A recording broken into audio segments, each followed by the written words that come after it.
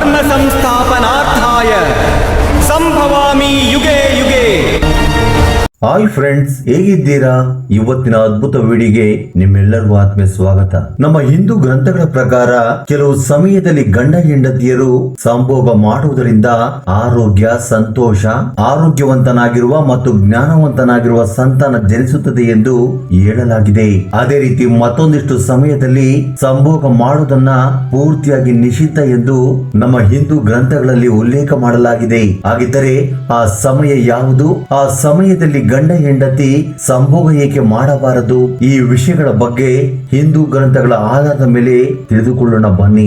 ಅದಕ್ಕಿಂತ ಮೊದಲು ನಿಮ್ಮಲ್ಲೊಂದು small request, ಈ ವಿಡಿಯೋ ಒಂದು ಲೈಕ್ ನೀಡಿ ನಮ್ಮ ಚಾನೆಲ್ ಅನ್ನು ಸಬ್ಸ್ಕ್ರೈಬ್ ಮಾಡಿಕೊಳ್ಳಿ. ಅದೇ ರೀತಿ ಕಮೆಂಟ್ ಬಾಕ್ಸ್ ಅಲ್ಲಿ ಜೈ ಶ್ರೀ ಕೃಷ್ಣ ವಾಸುದೇವ ಎಂದು ಕಮೆಂಟ್ ಮಾಡೋ ಮೂಲಕ ನಿಮ್ಮ ಕೃತಜ್ಞತೆಯನ್ನ ತಿಳಿಸಿ. ನಮ್ಮ ಹಿಂದೂ ಗ್ರಂಥಗಳ ಪ್ರಕಾರ ರಾತ್ರಿ 10 ಗಂಟೆಯಿಂದ ಸಾಮಾನ್ಯವಾಗಿ ಬೆಳಗಿನ ಜಾವ 4 ಗಂಟೆಯಿಂದ 5 ಗಂಟೆಯವರೆಗೂ ಸಂಭೋಗಕ್ಕೆ ಸರಿಯಾದ ಸಮಯವೆಂದು ಹೇಳಲಾಗಿದೆ.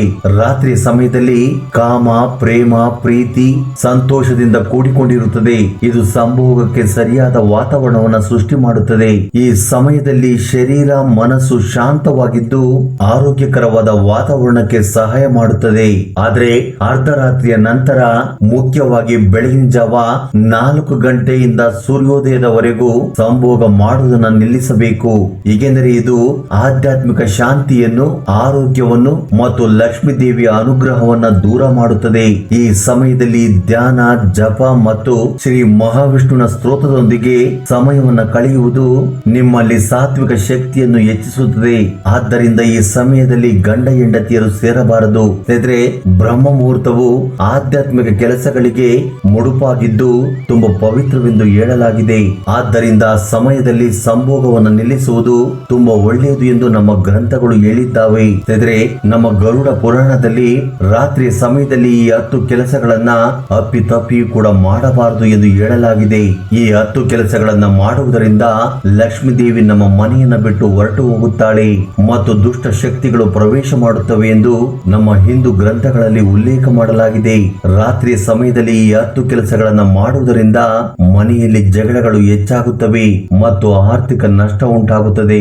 ಜೊತೆಗೆ ಮತ್ತೊಂದಿಷ್ಟು ನಷ್ಟಗಳು ಕೂಡ ಉಂಟಾಗುತ್ತವೆ. ಹಾಗಿದ್ದರೆ ರಾತ್ರಿಯ ಸಮಯದಲ್ಲಿ ಮಾಡಬಾರದ ಕೆಲಸಗಳು ಯಾವುವು ಎಂದು ಈಗ ತಿಳಿದುಕೊಳ್ಳೋಣ. ತರಕಾರಿಯನ್ನ ಹೆಚ್ಚುವುದು, ಅಡುಗೆಯನ್ನ ಮಾಡುವುದು ಅಥವಾ ಚಾಕುವನ್ನು ಉಪಯೋಗಿಸುವುದು. ಗರುಡ ಪುರಾಣದ ಪ್ರಕಾರ ರಾತ್ರಿಯ ಸಮಯದಲ್ಲಿ ತರಕಾರಿಯನ್ನ ಹೆಚ್ಚುವುದು, ಮಾಂಸವನ್ನ ಕತ್ತರಿಸುವುದು ಇಲ್ಲವೇ ಅಡುಗೆ ಮಾಡುವುದು ನಿಷಿದ್ಧ. ರಾತ್ರಿ ಸಮಯದಲ್ಲಿ ದೇವತೆಗಳು, ಆತ್ಮಗಳು ಮತ್ತು ಇತರ ದೇವತೆಗಳು ಸುತ್ತಾಡುವ ಸಮಯವೆಂದು ಹೇಳಲಾಗಿದೆ. ರಾತ್ರಿಯ ಸಮಯದಲ್ಲಿ ಚೂಪಾದ ವಸ್ತುಗಳನ್ನು ಉಪಯೋಗಿಸುವುದರಿಂದ ನೆಗೆಟಿವ್ ಶಕ್ತಿಯನ್ನು ಆಕರ್ಷಿಸುತ್ತವೆ. ರಾತ್ರಿಯ ಸಮಯದಲ್ಲಿ ಈ ಕೆಲಸವನ್ನ ಮಾಡುವುದರಿಂದ ಮನೆಯಲ್ಲಿ ಅಶಾಂತಿ ಏರ್ಪಡುತ್ತದೆ, ದೇವತೆಗಳ ಅನುಗ್ರಹ ಕಡಿಮೆಯಾಗುತ್ತದೆ. ಗರುಡ ಪುರಾಣದ ಪ್ರಕಾರ ಈ ಸಮಯದಲ್ಲಿ ಹಿಂಸಾತ್ಮಕ ಕಾರ್ಯಗಳು, ಕೊಯ್ಯುವುದು, ಕತ್ತರಿಸುವುದು ರಾಹು ಗ್ರಹ ಪ್ರಭಾವವನ್ನು ಹೆಚ್ಚಿಸುತ್ತದೆ. ಆದ್ದರಿಂದ ರಾತ್ರಿಯ ಸಮಯದಲ್ಲಿ ಹರಿತವಾದ ವಸ್ತುಗಳನ್ನ ಬಳಸಬಾರದು. ಎರಡನೆಯದು ಪೊರಕೆಯನ್ನ ಉಪಯೋಗಿಸುವುದು ಅಥವಾ ಮನೆಯನ್ನ ಶುಚಿಗೊಳಿಸುವುದು. ಗರುಡ ಪುರಾಣದ ಪ್ರಕಾರ ರಾತ್ರಿಯ ಸಮಯದಲ್ಲಿ ಮನೆಯನ್ನು ಶುಚಿಗೊಳಿಸುವುದು, ಪೊರಕೆಯನ್ನು ಉಪಯೋಗಿಸುವುದು ಅಥವಾ ಕಸವನ್ನು ಹೊರಗಡೆ ಹಾಕುವ ಕೆಲಸವನ್ನು ಮಾಡಬಾರದು. ಏಕೆಂದರೆ ರಾತ್ರಿಯ ಸಮಯದಲ್ಲಿ ಲಕ್ಷ್ಮೀ ದೇವಿ ಮನೆಗೆ ಪ್ರವೇಶ ಮಾಡುವ ಸಮಯ.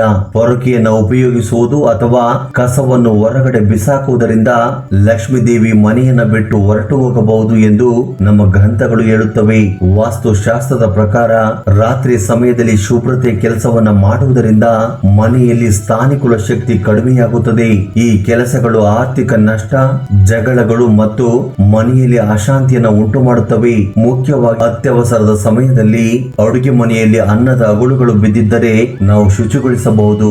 ಆದರೆ ರಾತ್ರಿಯ ಸಮಯದಲ್ಲಿ ಕಸವನ್ನು ಮಾತ್ರ ಅಪ್ಪಿತಪ್ಪಿಯೂ ಕೂಡ ಹೊರಗಡೆ ಹಾಕಬಾರದು. ಪೂಜಾ ಸಾಮಗ್ರಿಗಳಿಗೆ ಅಗೌರವ ತೋರಿಸುವುದು. ಗರುಡ ಪುರಾಣದ ಪ್ರಕಾರ ರಾತ್ರಿಯ ಸಮಯದಲ್ಲಿ ಪೂಜಾ ಸಾಮಗ್ರಿಗಳನ್ನು ಅಂದ್ರೆ ವಿಗ್ರಹಗಳು, ದೀಪಗಳು, ಹೂವಿನ ಹಾರಗಳು ಇವುಗಳನ್ನು ಸರಿಯಾದ ರೀತಿಯಲ್ಲಿ ಇಡದೇ ಇರುವುದು ಇವುಗಳಿಗೆ ಅಗೌರವ ತೋರಿಸುವುದು ಅಪವಿತ್ರವೆಂದು ಹೇಳಲಾಗಿದೆ.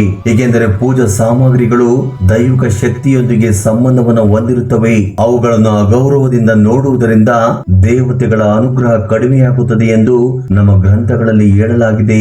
ಮುಖ್ಯವಾಗಿ ರಾತ್ರಿಯ ಸಮಯದಲ್ಲಿ ಪೂಜೆ ಮಾಡುವ ಕೋಣೆಯನ್ನು ಶುಚಿಗೊಳಿಸದೆ ಹೋದರೆ ಮತ್ತು ದೇವರಿಗೆ ಮುಡಿಸಿರುವ ಹೂವನ್ನು ತೆಗೆಯದೆ ಹೋದರೆ ದೈವಿಕ ಅನುಗ್ರಹ ಕಡಿಮೆಯಾಗುವುದು, ಕುಟುಂಬದಲ್ಲಿ ಘರ್ಷಣೆಗೆ ದಾರಿ ಮಾಡಿಕೊಡುತ್ತದೆ. ಪೂಜಾ ಸಾಮಗ್ರಿಗಳನ್ನು ರಾತ್ರಿಯ ಸಮಯದಲ್ಲಿ ಶುಚಿಯಾಗಿಟ್ಟುಕೊಂಡು ಸರಿಯಾದ ರೀತಿಯಲ್ಲಿ ಸಂಗ್ರಹಣೆ ಮಾಡಬೇಕು. ಪೂಜೆಯ ಕೋಣೆಯಲ್ಲಿ ದೀಪವನ್ನು ಬೆಳಗಿಸುವುದು ತುಂಬಾ ಪವಿತ್ರವೆಂದು ಭಾವಿಸಲಾಗಿದೆ. ತುಳಸಿ ಗಿಡವನ್ನ ಮುಟ್ಟುವುದು ಅಥವಾ ಎಲೆಗಳನ್ನ ಕೀಳುವುದು. ಪದ್ಮ ಪುರಾಣ ಮತ್ತು ಸ್ಕಂದ ಪುರಾಣದ ಪ್ರಕಾರ ತುಳಸಿ ಗಿಡ ಶ್ರೀ ಮಹಾವಿಷ್ಣುವಿಗೆ ಅತ್ಯಂತ ಪ್ರಿಯಕರವಾಗಿರುವಂತದ್ದು ಮತ್ತು ಲಕ್ಷ್ಮೀ ದೇವಿಯ ಸ್ವರೂಪವೆಂದು ಹೇಳಲಾಗಿದೆ. ರಾತ್ರಿಯ ಸಮಯದಲ್ಲಿ ತುಳಸಿ ಗಿಡವನ್ನು ಮುಟ್ಟುವುದು ಅಥವಾ ಎಲೆಗಳನ್ನು ಕೀಳುವ ಕೆಲಸವನ್ನು ಮಾಡಬಾರದು. ಏಕೆಂದರೆ ರಾತ್ರಿಯ ಸಮಯದಲ್ಲಿ ತುಳಸಿ ದೇವಿ ವಿಶ್ರಾಂತಿಯನ್ನ ತೆಗೆದುಕೊಳ್ಳುತ್ತಿರುತ್ತಾರೆ. ಈ ಸಮಯದಲ್ಲಿ ಆ ತಾಯಿಯನ್ನು ಭಂಗಪಡಿಸುವುದರಿಂದ ಶ್ರೀ ಮಹಾವಿಷ್ಣು ಮತ್ತು ಲಕ್ಷ್ಮೀ ದೇವಿಯ ಅನುಗ್ರಹ ಕಡಿಮೆಯಾಗುತ್ತದೆ.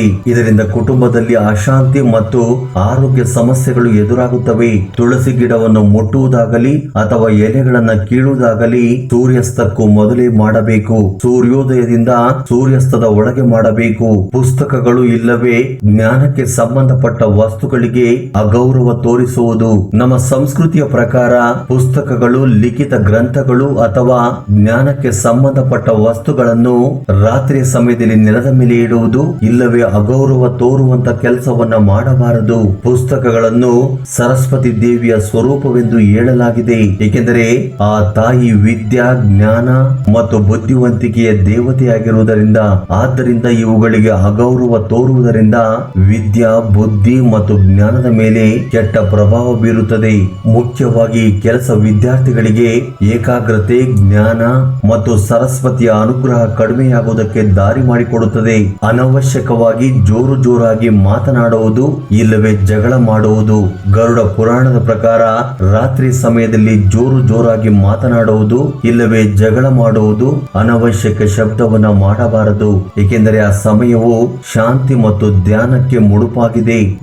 ಜೋರಾಗಿ ಮಾತನಾಡುವುದರಿಂದ ತಾಯಿ ಕುಲ ಶಕ್ತಿಯು ಕಡಿಮೆಯಾಗುತ್ತದೆ ಮತ್ತು ನೆಗೆಟಿವ್ ಶಕ್ತಿಯನ್ನು ಆಕರ್ಷಣೆ ಮಾಡುತ್ತದೆ.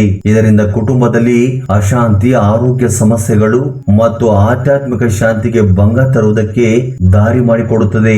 ಅಪವಿತ್ರ ಕಾರ್ಯಕಲಾಪಗಳು. ಗರುಡ ಪುರಾಣದ ಪ್ರಕಾರ ರಾತ್ರಿಯ ಸಮಯದಲ್ಲಿ ಮದ್ಯಪಾನ, ಜೂಜಾಡುವುದು, ಕೆಟ್ಟ ಪದಗಳನ್ನು ಬಳಕೆ ಮಾಡುವುದು ಅಥವಾ ಅಪವಿತ್ರ ಕೆಲಸಗಳನ್ನು ಮಾಡಬಾರದು. ಏಕೆಂದರೆ ರಾತ್ರಿಯ ಸಮಯ ಆಧ್ಯಾತ್ಮಿಕ ಚಿಂತನೆಗಳು ಮತ್ತು ಶಾಂತಿಗೋಸ್ಕರ ಮುಡುಪಾಗಿರುತ್ತದೆ. ಅಪವಿತ್ರ ಕೆಲಸಗಳು ತನ್ನ ಗುಣದಲ್ಲಿ ಅಜ್ಞಾನವನ್ನು ಹೆಚ್ಚಿಸುತ್ತವೆ. ಗರುಡ ಪುರಾಣದಲ್ಲಿ ಈ ಕೆಲಸಗಳನ್ನು ಧರ್ಮ ವಿರೋಧಿ ಕಾರ್ಯಗಳು ಎಂದು ಹೇಳಲಾಗಿದೆ. ಈ ಕೆಲಸಗಳನ್ನು ಮಾಡುವುದರಿಂದ ಆರೋಗ್ಯ ಸಮಸ್ಯೆ, ಆರ್ಥಿಕ ನಷ್ಟ, ಗಂಡ ಹೆಂಡತಿಯ ಮಧ್ಯೆ ಜಗಳಗಳು ಆಗುವುದಕ್ಕೆ ದಾರಿ ಮಾಡಿಕೊಡುತ್ತವೆ. ರಾತ್ರಿಯ ಸಮಯದಲ್ಲಿ ಧ್ಯಾನ, ಜಪ ಅಥವಾ ಶಾಸ್ತ್ರಗಳನ್ನು ಓದುವಂತಹ ಆಧ್ಯಾತ್ಮಿಕ ಕೆಲಸಗಳನ್ನು ಮಾಡಬೇಕು. ಉಗುರು ಅಥವಾ ಕೂದಲನ್ನು ಕತ್ತರಿಸುವುದು. ಗರುಡ ಪುರಾಣದ ಪ್ರಕಾರ ರಾತ್ರಿ ಸಮಯದಲ್ಲಿ ಉಗುರನ್ನು ಕತ್ತರಿಸುವುದಾಗಲಿ ಕಟಿಂಗ್ ಅಥವಾ ಶೇವಿಂಗ್ ಮಾಡಿಸುವುದನ್ನ ಅಶುಭವೆಂದು ಪರಿಗಣಿಸಲಾಗಿದೆ. ಇದರಿಂದ ಲಕ್ಷ್ಮೀ ದೇವಿ ತಮ್ಮ ಮನೆಯನ್ನು ಬಿಟ್ಟು ಹೋಗುವುದಕ್ಕೆ ಕಾರಣವಾಗುತ್ತದೆ ಎಂದು ಪುರಾಣಗಳು ಹೇಳುತ್ತವೆ. ಉಗುರು ಅಥವಾ ಕೂದಲನ್ನು ಕತ್ತರಿಸಿದ ನಂತರ ಅವುಗಳನ್ನು ಸರಿಯಾದ ಜಾಗದಲ್ಲಿ ಬಿಸಾಕದೆ ಹೋದರೆ ಅವುಗಳು ನೆಗೆಟಿವ್ ಶಕ್ತಿಯನ್ನು ಆಕರ್ಷಣೆ ಮಾಡುತ್ತವೆ. ರಾತ್ರಿಯ ಸಮಯದಲ್ಲಿ ಈ ಕೆಲಸಗಳು ಆಧ್ಯಾತ್ಮಿಕ ಅಪವಿತ್ರತೆಯನ್ನು ಉಂಟು ಮಾಡುತ್ತವೆ. ಈ ಕೆಲಸಗಳಿಂದ ಆರ್ಥಿಕ ನಷ್ಟಗಳು, ಕುಟುಂಬದಲ್ಲಿ ಜಗಳಗಳು ಮತ್ತು ಅಶಾಂತಿಗೆ ದಾರಿ ಮಾಡಿಕೊಡುತ್ತವೆ. ಉಗುರು ಅಥವಾ ಕೂದಲನ್ನು ಕತ್ತರಿಸುವುದು ಬೆಳಿಗ್ಗೆ ಅಥವಾ ಸಾಯಂಕಾಲ ಸೂರ್ಯಾಸ್ತದ ಒಳಗಡೆ ಮಾಡಬೇಕು. ನಂತರ ಕತ್ತರಿಸಿದ ವಸ್ತುಗಳನ್ನು ಸರಿಯಾದ ಜಾಗದಲ್ಲಿ ಬಿಸಾಕಬೇಕು. ರಾತ್ರಿಯ ಸಮಯದಲ್ಲಿ ಅನವಶ್ಯಕವಾಗಿ ದೀಪಗಳನ್ನು ಆರಿಸುವುದು. ಗರುಡ ಪುರಾಣದ ಪ್ರಕಾರ ರಾತ್ರಿಯ ಸಮಯದಲ್ಲಿ ಪೂಜಾ ಕೊಠಡಿಯಲ್ಲಾಗಲಿ ಅಥವಾ ಮನೆಯ ಅಂಗಳದಲ್ಲಾಗಲಿ ಅನವಶ್ಯಕವಾಗಿ ದೀಪಗಳನ್ನು ಆರಿಸಬಾರದು. ದೀಪಗಳು ಜ್ಞಾನ ಮತ್ತು ತಾಯಿಕುಲ ಶಕ್ತಿಯ ಪ್ರತೀಕವಾಗಿದ್ದಾವೆ.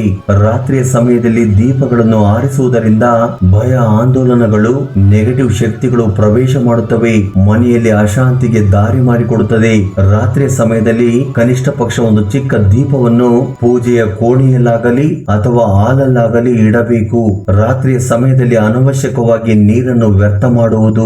ಗರುಡ ಪುರಾಣದ ಪ್ರಕಾರ ರಾತ್ರಿ ಸಮಯದಲ್ಲಿ ನೀರನ್ನು ಅನವಶ್ಯಕವಾಗಿ ವ್ಯರ್ಥ ಮಾಡಬಾರದು, ಏಕೆಂದರೆ ನೀರನ್ನು ವರುಣದೇವನಿಗೆ ಪ್ರತೀಕವೆಂದು ಪರಿಗಣಿಸಲಾಗಿದೆ. ನೀರನ್ನು ಅನವಶ್ಯಕವಾಗಿ ವ್ಯರ್ಥ ಮಾಡುವುದರಿಂದ ವರುಣದೇವನ ಅನುಗ್ರಹ ಕಡಿಮೆಯಾಗುತ್ತದೆ ಎಂದು ನಮ್ಮ ಪುರಾಣಗಳು ಹೇಳುತ್ತವೆ. ಜೊತೆಗೆ ಮನೆಯಲ್ಲಿನ ಸಂಪತ್ತು ನಷ್ಟವಾಗುತ್ತದೆ ಎಂದು ಹೇಳಲಾಗಿದೆ. ಗರುಡ ಪುರಾಣದ ಪ್ರಕಾರ ನೀರನ್ನು ವ್ಯರ್ಥವಾಗದಂತೆ ತಡೆಯುವುದು ಸಾಮಾಜಿಕ ಜವಾಬ್ದಾರಿ ಎಂದು ಹೇಳಲಾಗಿದೆ.